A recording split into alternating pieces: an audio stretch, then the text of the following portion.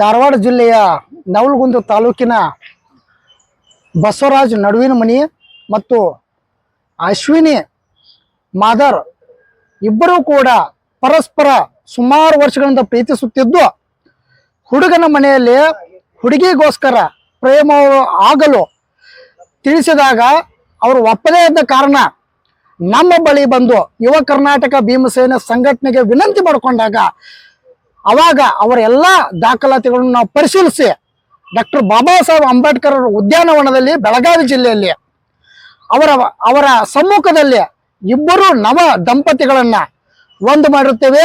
ಅದಕ್ಕಾಗಿ ನಾವು ವಿನಂತಿ ಮಾಡ್ಕೊಳ್ತಾ ಇದ್ದೀನಿ ಧಾರವಾಡ ಜಿಲ್ಲೆಯ ವರಿಷ್ಠ ಅಧಿಕಾರಿಗಳಿಗೆ, ಅಶ್ವಿನಿ ಮಾದರ್ ಹಾಗೂ ಇನ್ನುಳಿದ ಕುಟುಂಬಸ್ಥರು ಯಾವುದೇ ರೀತಿ ಈ ವಿಚಾರಕ್ಕೆ ತಕರಾರು ಮತ್ತು ತೊಂದರೆ ಕೊಡಬಾರದು. ಹಾಗಾಗಿ ಮಾನ್ಯ ಜಿಲ್ಲಾಧಿಕಾರಿಗಳು, ಮಾನ್ಯ ವರಿಷ್ಠ ಅಧಿಕಾರಿಗಳು, ಧಾರವಾಡ ಜಿಲ್ಲೆಯ ವರಿಷ್ಠ ಅಧಿಕಾರಿಗಳು ಈ ಪ್ರೇಮಕ್ಕೆ ಡಾಕ್ಟರ್ ಬಾಬಾ ಸಾಹೇಬ್ ಅಂಬೇಡ್ಕರ್ ಅವರ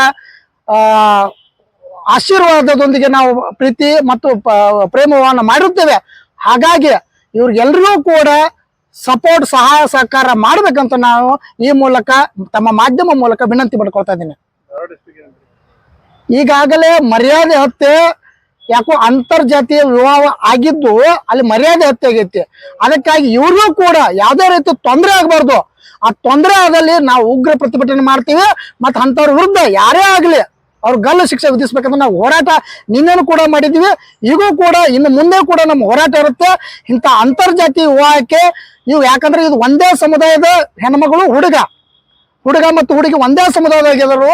ಅದಕ್ಕಾಗಿ ಇವ್ರಿಬ್ರು ಕೂಡ ತಾವು ಹೊಂದಾಣಿಕೆ ಮಾಡಿಕೊಂಡು ಇವರು ಸಹಾಯ ಸಹಕಾರ ಮಾಡ್ಬೇಕಂತ ನಾವು ವಿನಂತಿ ಮಾಡ್ಕೊಳ್ತಾ ಇದ್ದೀನಿ. ಜೈ ಭೀಮ್. ಬಸವರಾಜ್ ನಡುವಿನ ರೀ, ನಮ್ಮ ನವಲಗುಂದ ತಾಲೂಕು ಶಾನವಾಡ ಸರ್. ನಮ್ದು 4 ವರ್ಷದ ಲವ್ ಸರ್. ಮಾದಾರ್ ಅವರ ಸಂಘಟನೆಯಿಂದ ನಾವಿಬ್ರು ಮದುವೆ ಆಗೀವಿ. ಮುಂದೆ ಇದೇ ರೀತಿ ಅವ್ರ ವಿಶ್ವಾಸ ಉಳಿಸ್ಕೊಂಡು ನಾವು ಚೆನ್ನಾಗಿ ಜೀವನ ಮಾಡ್ತೀವಿ. ಧಾರವಾಡ ಜಿಲ್ಲಾ ನವಲಗುಂದ ತಾಲೂಕು. ಫ್ಯೂಚರ್ ಪ್ಲಾನ್ಸ್ ಅಂತ ಬಟ್ ಈಗಿಲ್ಲ, ಮುಂದೆ ಥಿಂಕ್ ಮಾಡ್ತೀವಿ. 4 ವರ್ಷ ಮನೆಯವರು ಕೇಳಾಕಂತ ಬಂದಿದ್ರು, ಆದ್ರೆ ಅವ್ರು ಒಪ್ಕೋಲಿಲ್ಲ. ಅದಕ್ಕೆ ಮನೆ ಬಿಟ್ಟು ಬಂದಿದ್ವಿ. ನಾವಿಬ್ರು ಕೂಡ ಜೀವನ ಚೆನ್ನಾಗಿ ನಡೆಸ್ತೀವಿ. ನಮ್ಮ ಮಧ್ಯೆ ಯಾರು ಬರ್ಬೋದು, ಯಾರು ಮತ್ತು ನಮ್ಗೆ ತೊಂದರೆ ಕೊಡ್ಬೇಕು.